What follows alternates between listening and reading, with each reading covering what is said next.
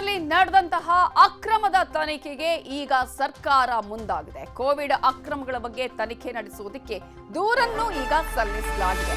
ಸರ್ಕಾರಿ ಅಧಿಕಾರಿಯಿಂದ ವಿಧಾನಸೌಧದ ಠಾಣೆಗೆ ದೂರನ್ನ ಸಲ್ಲಿಕೆ ಮಾಡಲಾಗಿದ್ದು, ಕೋವಿಡ್ ಸಂದರ್ಭದಲ್ಲಿ ಏನೆಲ್ಲ ಹಗರಣಗಳು ನಡೆದಿದೆ, ಯಾವ ರೀತಿಯಾಗಿ ಅಕ್ರಮ ನಡೆದಿದೆ ಅನ್ನೋದ್ರ ಬಗ್ಗೆ ತನಿಖೆ ನಡೆಸುವುದಕ್ಕೆ ಈಗಾಗಲೇ ಸರ್ಕಾರ ಆದೇಶವನ್ನು ಮಾಡಿತ್ತು. ಆ ನಿಟ್ಟಿನಲ್ಲಿ ಈಗಾಗಲೇ ದೂರು ಕೂಡ ದಾಖಲಾಗಿದೆ. ವಿಧಾನಸೌಧ ಠಾಣೆಗೆ ಅಧಿಕಾರಿ ದೂರನ್ನ ಸಲ್ಲಿಸಿದ್ದಾರೆ.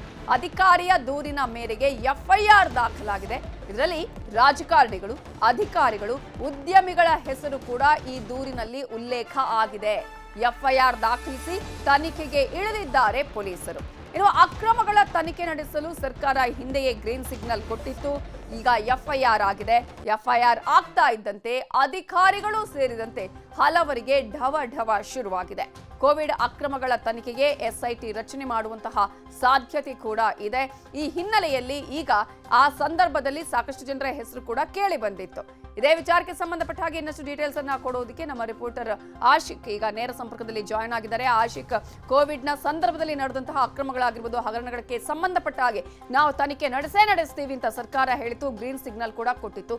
ಈಗ ಎಫ್ಐಆರ್ ದಾಖಲಾಗಿದೆ. ಎಫ್ಐಆರ್ ಅಲ್ಲಿ ಯಾವೆಲ್ಲ ಅಂಶಗಳನ್ನ ಉಲ್ಲೇಖ ಮಾಡಲಾಗಿದೆ, ಈ ಮೂಲಕ ಯಾರಿಗೆಲ್ಲ ಸಂಕಷ್ಟ ಬರುವಂತಹ ಚಾನ್ಸಸ್ ಇದೆ?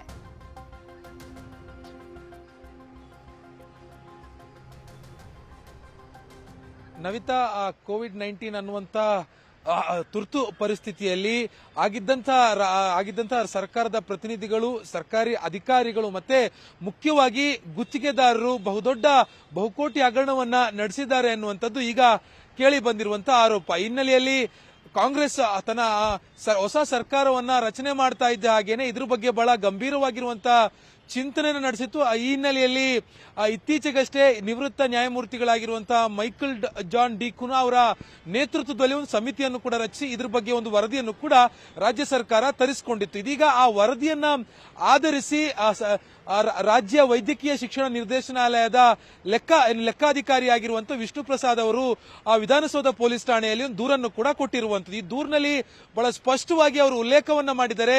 ಅಂದಿನ ಸರ್ಕಾರದಲ್ಲಿದ್ದಂತಹ ಸಚಿವರು, ಮುಖ್ಯಮಂತ್ರಿಗಳು ಮತ್ತು ಅಧಿಕಾರಿಗಳು ಮತ್ತು ಗುತ್ತಿಗೆದಾರರು ಇವರಿಷ್ಟು ಜನ ಸಹಭಾಗಿತ್ವದಲ್ಲಿ ಬರೋಬ್ಬರಿ 170 ಕೋಟಿಗೂ ಅಧಿಕ ಮೊತ್ತದ ಕೋವಿಡ್ ಹಗರಣ ನಡೆದಿದೆ ಅನ್ನುವಂಥದ್ದು ದೂರಿನಲ್ಲಿ ಅನ್ವಯ ಮಾಡಿರುವಂತದ್ದು. ಆದರೆ ಎಫ್ಐಆರ್ ನಲ್ಲಿ ಇದ್ರ ಬಗ್ಗೆ, ಅಂದ್ರೆ ಈ ಜನಪ್ರತಿನಿಧಿಗಳ ಬಗ್ಗೆ ಯಾವುದೇ ರೀತಿಯಾಗಿರುವಂತಹ ಉಲ್ಲೇಖಗಳನ್ನ ಮಾಡದೆ ಎಫ್ಐಆರ್ ಅನ್ನ ಪೊಲೀಸರು ದಾಖಲಿಸಿಕೊಂಡಿರುವಂತದ್ದು. ಈ ಒಂದು ಒಟ್ಟಾರೆ ಪ್ರಕರಣದ ಒಂದು ಸಾರಾಂಶವನ್ನ ನೋಡ್ತಾ ಹೋದ್ರೆ, ಪ್ರಮುಖವಾಗಿ ಈ ಒಂದು ಹಗರಣ ಯಾವ ರೀತಿಯಾಗಿ ನಡೆದಿದೆ ಅನ್ನುವಂಥದ್ದನ್ನ ಗಮನಿಸ್ತಾ ಹೋದ್ರೆ, ಈ ಒಂದು ಪಿಪಿಇ ಕಿಟ್ ಮತ್ತು N95 ಮಾಸ್ಕ್ ಅನ್ನ ಖರೀದಿ ಮಾಡೋದಕ್ಕೆ ಸರ್ಕಾರ ಒಂದು ಟೆಂಡರ್ ಅನ್ನ, ಅಂದ್ರೆ ಬಿಡ್ ಅನ್ನ ಓಪನ್ ಮಾಡುತ್ತೆ. ಈ ಬಿಡ್ ಅನ್ನು ಓಪನ್ ಮಾಡುವಂತ ಸಂದರ್ಭದಲ್ಲಿ ಎಲ್ಲಾ ಕಾನೂನುಗಳನ್ನ ಗಾಳಿಗೆ ತೂರಿ ಮುಂಬೈ ಮೂಲದ ಕಂಪನಿಗಳಿಗೆ ಇದನ್ನ ಸ್ವಇಚ್ಛೆಯಿಂದ ಬೇಕಾಗಿರುವಂತ ರೀತಿಯಲ್ಲಿ ಸರ್ಕಾರ ಒಂದು ಟೆಂಡರ್ ಅನ್ನ ಫಿಕ್ಸ್ ಮಾಡುತ್ತೆ. ಅದಾದ ಬಳಿಕ ಇವರು ಸರ್ಕಾರ ಒಂದು ಕ್ಲಾಸ್ ಅನ್ನ ಕೊಟ್ಟಿರುತ್ತೆ, ಇಂತಿಂತ ಸರ್ಕಾರಿ ಆಸ್ಪತ್ರೆಗಳಿಗೆ, ಇಂತಿಂತ ಕಡೆಗಳಿಗೆ ಇಷ್ಟಿಷ್ಟು